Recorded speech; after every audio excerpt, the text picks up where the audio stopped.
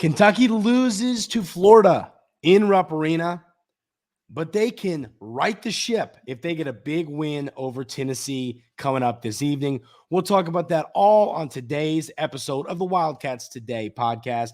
I'm your host, Andrew Stefaniak, writer and editor over at Wildcats Today, joined as always by my co-host, Carson Nash. Carson, how are we doing, buddy? I'm excited. It's a big day today. It's a state war. Yes, it is a state line. They're below us, and we don't like them, and we're gonna have to beat them on the basketball court to settle it. So, but when it comes to Florida, we're not going to get deep into the Florida game today. We got to be a little quick today. So we're going to give a couple thoughts. What frustrated me, Carson, really got to me was jumping on the shot fake.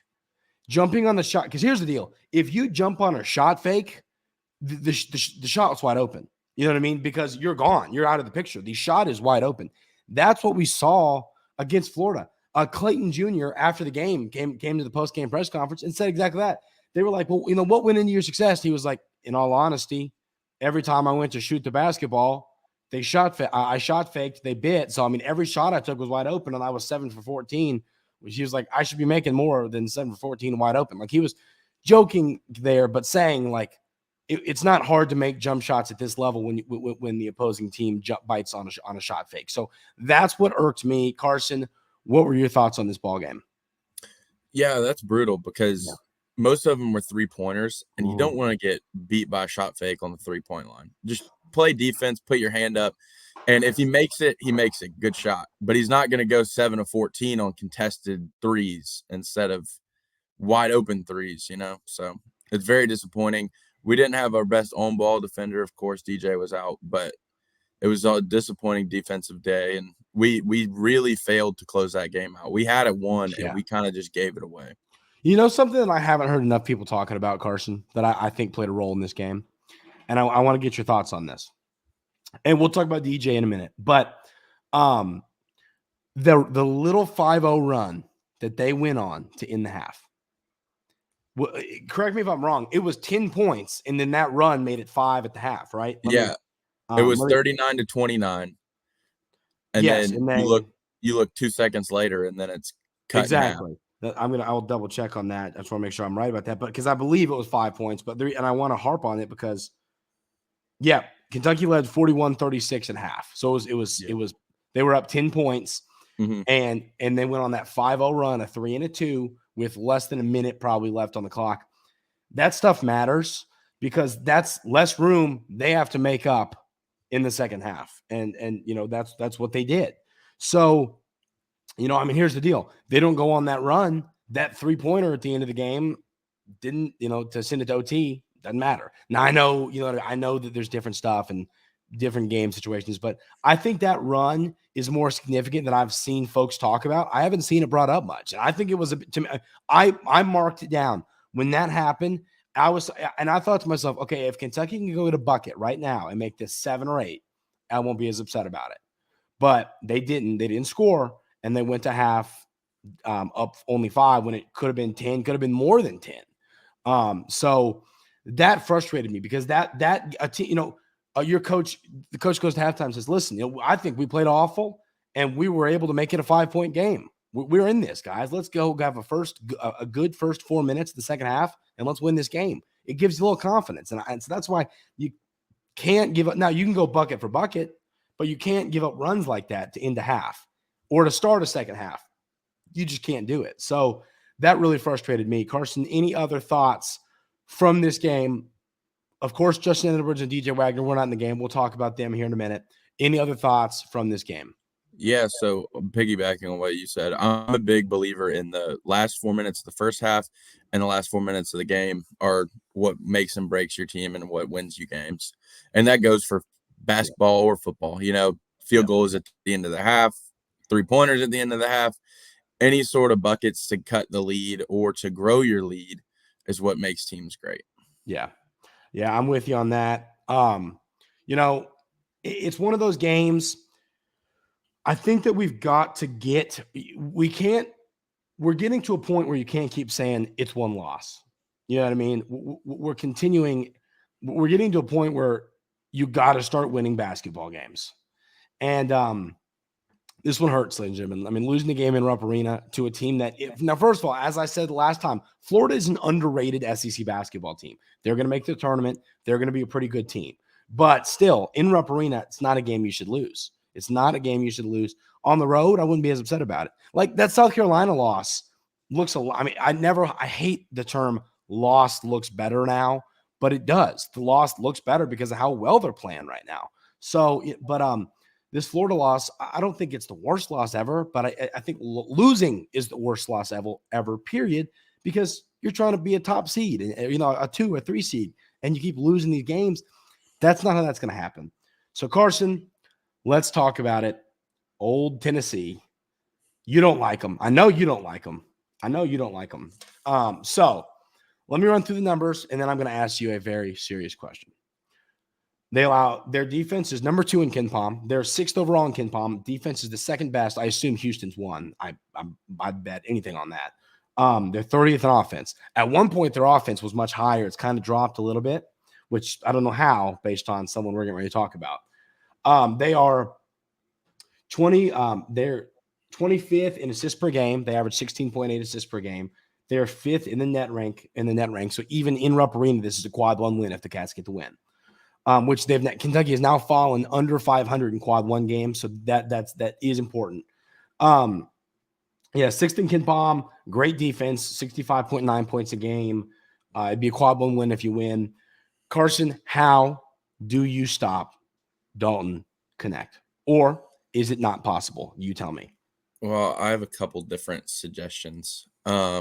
One is you just throw Adou Thiero at him and just tell him to do not leave his face. Yeah. Stay with him no matter if he's going to the bench. You literally walk him to the bench. Yeah. You have Adou stay on him. No switching. Do not switch. You're going to stay on him the whole time, and you're going to just play Adou's size. And because Adou can match up athletically with That's him. what I was going to ask you. Do you think I'm not saying Adou is slow, but I'm saying, do you think he can stay with Knecht the whole game? Oh yeah. I think athletically Adou would be fine. Okay. And then you're going to have to help a little bit too. But that would be my plan. You could he's going to be hard to stop. I mean, you're not going to fully stop him, just like they're not going to fully stop Antonio Reeves. It's when you got a bucket getter, you got a bucket getter. It's like James Harden. He's going to get his. Yeah. But you just can't let the surrounding cast beat you. Like you can't let Vescovi go for 20 on top of Knecht's 30. Yeah. That's a great point. You're exactly right. I think I'll tell you this right now. Okay. And it's no secret. It's no surprise. Dalton Knecht will score 20 points tonight. He will. And I think he can. I think he can score 30 and Kentucky can win the game. Now, you'd love for him to score 13 points. That'd be great. Yeah. But like you said, there's sometimes teams that have players that, my goodness, they're just going to get theirs, like you just said. And he's one of those players. I think didn't he score 31 in their loss? Like, let me pull that up. I'm pretty sure that their loss to South Carolina, both teams are 0-1 on the week, by the way, which is a very interesting. They lost to South Carolina in Knoxville on Tuesday, and Dalton Knecht had 31 of Tennessee's 59 points, which is really 31 of their 59. Mm-hmm. Oh my Lord! He shot the basketball 24 times. He was 11 for 24. So he is going to shoot the rock. That efficiency we will take, though. Yeah. If he goes 11 for 24, I'm clapping, because that means we won the game, in my opinion. I think because there's not enough shots to go around. Exactly. If Tennessee really wants to beat us, they're going to move the ball. But Vescovi has not been playing, which, I mean, he's been at Tennessee since I stopped wearing diapers. But, his average is down a little bit. Let me pull that up. His points per game average. Yeah, I mean, he's of all of his time at Tennessee, this is his 5th season playing for the Vols, and he's averaging 7.9 points, which is the least In the 2021-22 season, he averaged 13.3. Last year, 12.5. This year, 7.9. So he has not had the season, that I expected, partially because Dalton Knecht's been so good. But Vescovi's a player. He's going to make a 3 or 2. He's going to play well, but you can't bite on the shot fake. You can't do stuff like that. You can't do that against Vescovi. He's still a veteran, good basketball player, and you can't lose him. You can't lose Zakai Ziegler, and you can't lose Adou. Jonas Adou, is that his name? Yes, Jonas Adou or Adou. Has it Adou? I think it's Adou. That's what they say on the broadcast, Adou. But yeah, but he is a player that you have to. Hugo's got to stop him. It's got to be, and he's their second leading scorer, 11.6 points per game, 7.4 rebounds. Adou's not a bad player, and and a little bit back on Florida. I think we talked a lot about the negative stuff, but Hugo was awesome. Ugana Onyenso was incredible. What did he have? 13, 16, and 8? Yeah. Yeah, 13 points, 16 rebounds, 8 blocks. He was incredible. Almost a triple-double. Yes, almost. He was on triple-double watch for a while, and then he didn't block as many shots, kind of at the tail end. But he got a heck of a lot of rebounds. He had 9 offensive rebounds. Yes. We need to duplicate that. Do that again. Yeah. Yes. I'm with you. But so that'll be a fun battle to watch in this game. Adou versus Onyenso. That'll be a fun one. 2 good basketball players. One, we kind of know what Adou is. We're still learning what Ugana is. That'll be a fun matchup I'm looking forward to seeing. And then can you stop Dalton Knecht? And like I said, maybe you don't have to stop him. Can you win without stopping him? Because that's as we just saw, that's a possibility. So Carson, I want to ask you this question. Let me ask you this question. Do you think DJ's out there tonight? I'm really torn. I don't.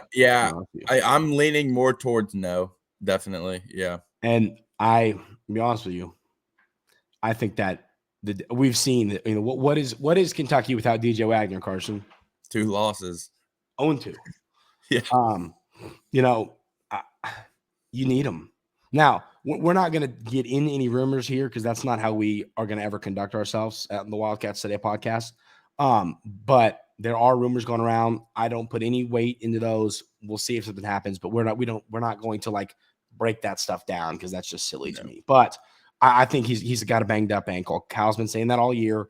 I think his ankle's a little banged up, and they thought they could let's rest him for Tennessee, and they thought they could get away, and they didn't. That's exactly what happened. That's what I think happened. So we'll see. But I'm just telling you, I just have a weird feeling because of an ankle injury, he might not play tonight, not because of other stuff. But Carson, give me your final thoughts, final score prediction, and MVP of the game, and we are going to get out of here because I'm going to go make a pizza. Thoughts? Yeah, my final thoughts are I'm tabbing this game as a must-win. I am too.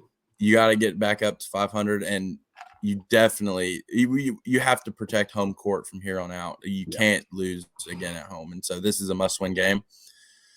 And I'm going to tell you, I think my player of the game is going to be Mr. Kentucky himself, Reed Sheppard, because today's one of those days, you wake up and you might throw on My Old Kentucky Home, and, you start to live it a little bit. You start to get a little excited, the Kentucky across your chest. And it means something more to him, and living from here, you grow up. Dad played here. I mean, it's easy. You can't stand Tennessee. You grow up here, you can't stand them. It's going to mean a little more to him tonight. And with DJ out, I think it's going to be a big role again for Reed Sheppard. And I think he leads the Cats to a victory. I think we win, and I think we're going to win 81-76 would be my final score. The Cats beat the Vols. So your MVP is Reed. Is that what you said? Okay. So for me, and once again, I always want to add this caveat. So y'all know, if I'm going to genuinely give you, if I think they're going to win or lose, you know what I mean? If I'm worried, I'm going to tell you I'm worried. That's kind of what I'm trying to say. And I think Kentucky wins tonight. I don't think they're going to lose to Tennessee in Rupp Arena. You know what I mean? I don't. Now, and I want to, so this isn't home cooking. I want to make it clear. I will likely predict Kentucky to lose it, to Tennessee and Knoxville. I'll be honest with you. So I just think they win this game in Rupp Arena. I do. I think the Cats win. I think it's a little bit more lower scoring than that, just because of how good their defense is. And which means, listen, we're gonna have to play some defense. But I wrote my score prediction. I believe it was like 72-69, something like that, like a 3-point win. It's going to be a tight game. Yeah. I think that's my score prediction. I think it's lower scoring. I think, if it gets into the higher scoring, that's an interesting debate. Does that probably plays more into Kentucky than it does Tennessee? But I do think the Cats win. And, I'm gonna be honest with you. And I'm gonna say something crazy, and you're more than welcome to drive here and smack me. Okay. Are you ready? Are you sure you're ready? I'm ready. I'm ready. Justin Edwards be player of the game. Now, listen. I like it. We need to explain. I'm going to explain why, and I'm going to say he is not going to score 37 points. You know what I mean? I'm talking like. If you get 12, I'm talking like, you know what I mean? Now, and that's assuming he plays. I think he's going to play. I do assume he'll be out there. He talked about it himself at a press conference recently, and he said, they recruited me. It was Tennessee or it was Kentucky. I chose Kentucky. I got to represent the school. I just think he's a little fired up for this ball game. Simple as that. I'm willing to once again be wrong on my Justin Edwards plays well in this game prediction. I'm willing to be wrong. That fits what Cal said this week. He said he's had some really strong practices. Yeah. So assuming he's out there and he's healthy and he's playing, I do think that he's going to be player of the game. That's my, and like I said, that's we have to understand. I'm not saying he's going to lead us in scoring or rebounding. I'm just saying I think he's going to play better than he normally does. And if Kentucky wins, it'll be a big reason why. So Carson, the people want to know, what bar in Nashville for the SEC tournament are you going to be buying shots for Big Blue Nation? Aldean's dance floor. Everyone meet me there. Okay. All right. There will be no bot shots, but we will, for the SEC tournament, be on the Aldean's dance floor, and we will see you all there. Carson, anything else before we wrap this up? No, that's pretty much everything I had. It's a great day to be a Kentucky Wildcat. Beat them balls. Let's go. There you go. There you go. That is going to do it for today's episode of the Wildcats Today Podcast. And ladies and gentlemen, do not forget, we are now free and available wherever you go can get a podcast, Spotify, Apple Podcasts, wherever you want to find us, you'll find us there. So go check us out there. And then, of course, on YouTube. If you haven't already, hit that subscribe button, hit that like button. It helps the show a ton. Appreciate y'all being here, listening every single day. Cats are going to get a big win tonight, and we will see you next time